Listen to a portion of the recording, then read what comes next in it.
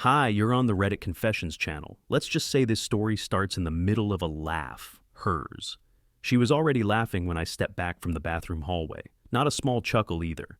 It was one of those half-tipsy, polished laughs people do when they're trying to impress someone. It rang out just as I passed behind the fake greenery between the bar and the private dining room. I didn't even mean to stop. I didn't plan to listen. But the words she said next. Emery? He's sweet, but he's like a decorative pillow. Nice to have, not essential. Definitely the biggest mistake I ever committed to. I froze, one foot still halfway behind the ficus. Another voice chimed in. A woman, I think. You're awful, she giggled. Then Mallory, my wife, doubled down. No, I mean it. I love him, but in the way you love a blanket from childhood. Familiar, a little sad, and totally useless in adulthood. They laughed. Clinked glasses. I didn't move, didn't blink. My fingers were clenched so tight around my phone, I could feel the edge of the case digging into my skin. She had no idea I was standing 10 feet away. No idea I'd followed her after she said she was going to the powder room, even though I'd just watched her whisper to that smug coworker in the dark red tie, the one who kept putting his hand on the small of her back during dinner. No idea I'd already opened the ride-sharing app and canceled our scheduled car home.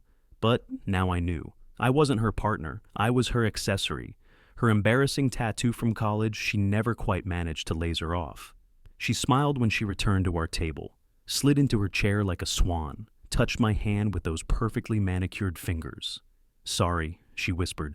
Line was ridiculous. I looked at her. I really looked, and I thought, you've mistaken quiet for weakness. You've mistaken loyalty for lack of options. You have no idea what's coming. I didn't argue. I didn't flinch. I nodded, lifted my glass, and said, let's enjoy the rest of the night. And we did, for exactly 58 minutes. Because an hour later, Mallory's entire world tilted. Her smile, the practiced one she uses at events and on camera, cracked so hard I could hear it even above the jazz trio. And all I had to do was let someone else open the envelope. I didn't touch my food after that moment. Not the overpriced sea bass she ordered for me. Not the stale roll sitting by my wine glass. And definitely not the signature dessert she swore I'd love. I just sat there, the same way someone watches a storm roll in through their windshield. Motionless, quiet, already soaked on the inside. Mallory chatted like nothing had happened. She didn't know what I heard. She didn't know the version of me at that table had just shifted ever so slightly. It wasn't rage. It wasn't even sadness. It was vacancy. Like I had been evicted from my own body and someone else was wearing my skin. Across the table, I could still hear bits of the conversation between her colleagues. I picked up names I'd never heard before, fancy consulting firms, finance terms that meant nothing to me, and a particularly annoying guy named Spencer who kept referring to everyone as legends. The whole thing felt surreal, like I'd been dropped into someone else's dinner. She kept reaching over and brushing my hand like we were still that couple who sent each other random memes during Zoom meetings. But that moment behind the ficus hadn't just changed how I felt about her. It rewired everything. She hadn't slipped up in a moment of anger. She didn't scream at me in a fight. No, she laughed. She dismissed me with charm, with confidence, as if humiliating me was just the part of her social routine. And the worst part? I was still sitting there, like an idiot. Like a child too afraid to leave the table without permission. So I made a decision. I excused myself and said I needed to call our pet sitter. Mallory didn't even blink, just smiled and said, tell Luna I miss her. The cat, not me. The cat. I walked out the side entrance and crossed the street to the tiny print shop that I'd spotted on our way in. I'd remembered the sign said, open late for business clients. The guy behind the counter looked tired, maybe a college kid on his third shift of the day. I asked him for an envelope and a single sheet of paper. What I wrote wasn't cruel, it wasn't dramatic, but it was very, very clear. When I handed it back to him, I told him to walk into the restaurant exactly an hour from now, ask for Mallory, and hand her the envelope in front of everyone at her table. He raised an eyebrow, but agreed. I paid him $50. He smiled. You just saved me from folding flyers all night. Then I walked down the block, got in a rideshare, and left. She still doesn't know where I went. Not yet. But I promise you, She will never forget what I wrote. And what was in that envelope? It was simple, but it shattered everything. The car ride was quiet. Not the peaceful kind of quiet, but the type that hums with everything unsaid. I didn't go home. I didn't even have a plan. I just needed to be away from that building, from her perfume, from the way she laughed while undoing years of loyalty with a single sentence. I ended up in the parking lot of a 24-hour grocery store. I sat there under the flickering light, watching strangers carry bags of frozen meals and six-packs, people who probably weren't having their marriages dissected over cocktails. I kept checking the time on my phone. The minute hand inched forward like it knew what was coming. At exactly 9:06 p.m., the envelope was supposed to be delivered. I imagined her reaction 100 different ways. Maybe she'd play it cool, slip it into her clutch, and open it later. Maybe she'd fake a laugh and say, "Oh, Emery's so dramatic." Or maybe, just maybe, her smile would crack, her voice would hitch. That elegant composure she wore like armor would finally fail her. Back inside that dimly lit steakhouse, the guy from the print shop, Trevor, yes, he told me his name while pocketing my 50, apparently walked in right on time. He followed my instructions, straight to her table, and asked in the most polite, cheerful voice possible. "Excuse me, is there a Mallory Ridgewell?" She must have smiled. She always smiles when strangers say her name. "This is for you," he said, handing over the white envelope with her name handwritten on the front. "From your husband." What I had written inside was only 4 lines long. It said, "You looked beautiful tonight." Almost made me forget what I heard behind the ficus. But not quite. The ride home has been canceled. So has the version of me that tolerated this. I didn't curse, I didn't threaten, I didn't accuse. I just told the truth. What followed was exactly what I had hoped for. Mallory opened it right at the table. According to what Trevor later texted me, yes, he followed up, curious. She turned white before she even read past the second line. Her fingers started shaking. Someone asked if she was okay. She didn't answer. She just grabbed her purse, stood up too fast, knocked over a half-full wine glass, and walked out without saying goodbye to anyone. No big exit, no dramatic speech. Just silence. Her most unfamiliar state. And me? I was still in that parking lot, watching nothing, feeling everything. But something inside me had shifted. Not healed, not yet, but shifted. The man who sat alone at that dinner table wasn't coming back. I wish I could say I felt triumphant, like I had flipped the script, reclaimed something, turned the tables. But the truth is far messier. After Trevor sent that last text, she dipped. Fast. Looked like she'd seen a ghost. I just sat in my car, staring out at the blinking grocery sign, feeling nothing but hollow. I wasn't celebrating. I wasn't relieved. I was just untethered. My phone buzzed the first time at 9:28 p.m. Mallory lit up the screen in all caps. I didn't answer. I watched it ring out. 3 minutes later, it buzzed again, and again. 6 missed calls within 25 minutes. 1 voicemail. I didn't want to listen to it, but my thumb hovered over the play button like it had a will of its own. Her voice cracked from the beginning. "Emery, baby, I don't know what you think you heard, but it's not what it sounded like. Please just call me, please!" She sniffled like she'd been crying, but part of me wondered if it was just for show. Mallory could summon tears the way others flipped light switches. Then she said something that made my stomach drop. "You can't just walk away like this. You have no idea what kind of pressure I'm under at that office. Sometimes I say things just to survive. I didn't mean it, okay? Just to survive." So, I was a casualty of her survival tactics, a human shield for her ambition. She didn't call again after the 6th attempt, probably realized I was ignoring her on purpose, probably furious now that her carefully crafted narrative, the doting power couple, was unraveling. I drove across town to my brother's apartment. He was out of town, so I let myself in with the spare key he always forgot I had. I sat on his worn couch in the dark and stared at the ceiling for hours. Didn't eat, didn't sleep. Just replayed her voice in my head. A decorative pillow. A mistake. Soft. Around midnight, I finally opened our shared cloud drive, the one we used to sync grocery lists and vacation plans. I deleted my access. Then I backed up everything I wanted from our shared album, the photos from Colorado, the ones with Luna in the window, all of it. And I renamed the folder before logging out, For the Woman Who Doesn't Need Me. It was petty, I know that. But sometimes pettiness is the only language that hurts as sharply as what you heard. I didn't know what I was going to do the next day, but I knew what I wasn't going to do. I wasn't going to go back. By the time the sun started rising over the city skyline, casting a dull orange glow through my brother's dusty apartment blinds, I had made up my mind. No calls, no confrontation, no teary arguments in the kitchen, or long explanations that could be twisted later. I would speak to her in a language she understood: optics, image, control. If she saw herself unraveling from the outside, maybe, just maybe, she'd feel what I felt sitting behind that plant. Around 6:40 a.m., I ordered a rideshare to our house, not to see her, just to retrieve what was mine. The driver asked if I was okay when I got in. I said yes, even though I hadn't slept. My clothes were wrinkled and I probably smelled like defeat. But I didn't care. My goal was simple: get in, get out, leave the message. I unlocked the front door quietly. Mallory wasn't home yet. That didn't surprise me. She probably checked into a hotel, or maybe went to a friend's place to regroup, or maybe she was still driving around rehearsing a version of the truth she thought I'd believe. I grabbed my laptop, my backup hard drive, a few clothes, my old backpack, and Luna's favorite toy mouse. Not the cat, just the mouse. I left the cat.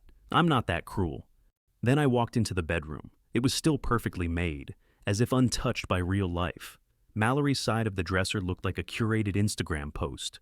Jewelry arranged just right, perfumes in height order, a single lipstick angled diagonally like some luxury ad. And in the middle of it, I left a white card. No envelope, just the card, and on it, 5 words written in black ink. You're free. So am I. Then I walked into the kitchen, pulled open the drawer where we kept the spare keys, and placed mine next to hers. That silence, that unnerving morning stillness. It wasn't peaceful. It was surgical, like the final breath before something is officially declared over. I didn't slam the door when I left. I didn't linger. I just walked out. An hour later, when she finally got home, she called me. Again. But this time, I didn't let it ring out. I picked up, and I didn't say a word. She started talking fast, her voice shaking, trying to explain, trying to backpedal. But after nearly 2 minutes of her frantic monologue, I finally spoke. Just one sentence. I heard everything, Mallory, and I left you the truth. Then I hung up. For good. Mallory didn't go quiet. Not for long. That's not in her nature. She's the kind of person who doesn't accept silence unless it's scripted in a press release. When she realized I wasn't coming back, her instincts didn't tell her to reflect or apologize. They told her to take control of the narrative. Within 24 hours, I began getting messages from mutual friends, confused ones. Apparently, she'd started painting the story differently. She told me you stormed out because you were feeling insecure again, one friend messaged. She said you had another episode and didn't want to embarrass yourself in front of her coworkers. Another wrote, she's worried about you. Said you misinterpreted something, she said jokingly. Misinterpreted? She'd called me her biggest mistake. I didn't need to decode that. It was crystal clear. And yet, it worked. Some people believed her. I could feel it in their tone. The same people who used to ask how I was doing, who used to laugh at my awkward jokes at dinner parties, were now texting me like I was unstable, like I was the fragile husband who broke down under pressure.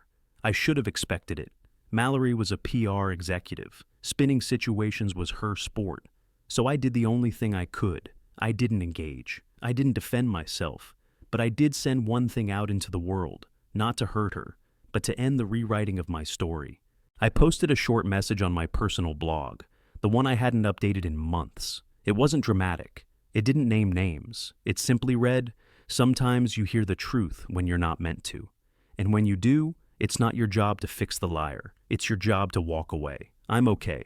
Not broken, just awake. I didn't expect anyone to read it, but people did. A lot of them. Quietly, silently. Some reshared it. Some messaged me privately. Not with pity, but with their own stories. Stories of overheard betrayals, of masks slipping in boardrooms and bedrooms. It was strangely comforting, like I wasn't as alone as I thought. But Mallory saw it too.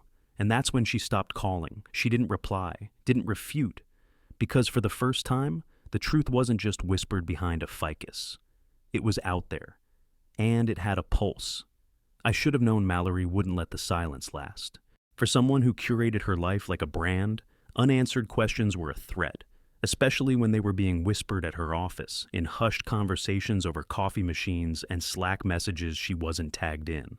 My blog post had done something she never expected. It tilted the spotlight toward her, and not in the way she could control. So it didn't surprise me when I received a carefully worded email from her that read more like a PR damage control memo than a letter to someone she once called her husband. "Hi, Emery," it began, as if we were two professionals who'd met once at a networking event.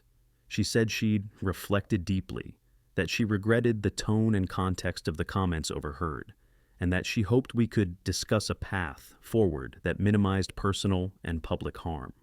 It was cold, calculated. Not a single line about love.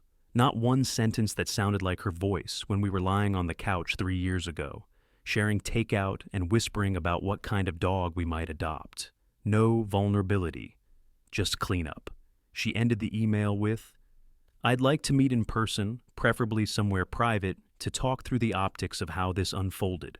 I believe with the right language, we can both come out of this gracefully." The optics, the language. It wasn't about healing. It was about her narrative, about spinning this so she didn't have to be the villain, so she could tuck it into a chapter called Misunderstandings and Miscommunication and move on. I didn't reply right away. I waited 3 days, not because I was unsure, but because I wanted my response to come from a place of clarity, not reaction. When I finally answered, it was with one sentence. "There's nothing left to reframe, Mallory, just what's left to remember." I didn't meet her. I didn't follow up. And maybe for the first time in my life, I didn't care who believed who, because the truth had finally stopped being a secret. But just when I thought the story was closing, something unexpected happened, and it didn't come from her. It came from someone at her company, someone who knew exactly what happened that night, and had proof. The message arrived on a Tuesday afternoon, tucked between spam promotions and a billing reminder. It was from a woman named Jenna, someone I barely remembered, an HR assistant at Mallory's firm. We'd met once at a holiday party. She always seemed quiet, maybe a little overlooked, the kind of person who blends into corporate wallpaper. But apparently Jenna had been near that corner booth the night of the company dinner, and she'd heard everything. More than that, she'd recorded it. Not maliciously, she explained, but as part of a documentation protocol. Apparently, she was already compiling evidence for an internal harassment case against a senior partner. Her phone had been recording nearby conversations for timestamps and context. Mallory's words, "My biggest mistake, I settled," soft, were crystal clear in the background. Jenna said she debated for weeks whether to send it to me, but when she saw Mallory's attempt to rewrite the story publicly, she knew it wasn't fair. She attached the clip. She didn't ask for anything in return. She just said, "You deserve the truth," without spin. I didn't share it. I didn't post it. I didn't need to. Just knowing someone else heard what I did, that it wasn't in my head, that I wasn't fragile or overreacting, gave me the one thing I hadn't felt in months: peace. That night, I went back to my brother's place, sat by the window with Luna curled in my lap, and wrote the final post for my blog. Healing doesn't come with apologies. It comes with truth. And when you find it, you don't go back for the version they wish you'd accept. You move forward with the version that sets you free. A month later, I signed a lease on a small place by the water. Nothing fancy, just quiet, and mine. I started freelancing again, built a little rhythm of work, walks, coffee, and soft music. Sometimes it still stings. Memory has a cruel way of rewinding, but the weight is gone. So is the fear. I didn't just leave the marriage. I left the version of myself who begged for validation from someone who'd already decided I was a placeholder. And in doing that, I found something better than closure. I found myself. Thank you for watching the full story here on Reddit Confessions. If you've ever experienced a moment that unexpectedly set you free, even if it hurt, tell us in the comments. Or share a powerful moment from history that reminds you of the strength in walking away. This is Reddit Confessions. Subscribe for more stories that speak the quiet truths out loud.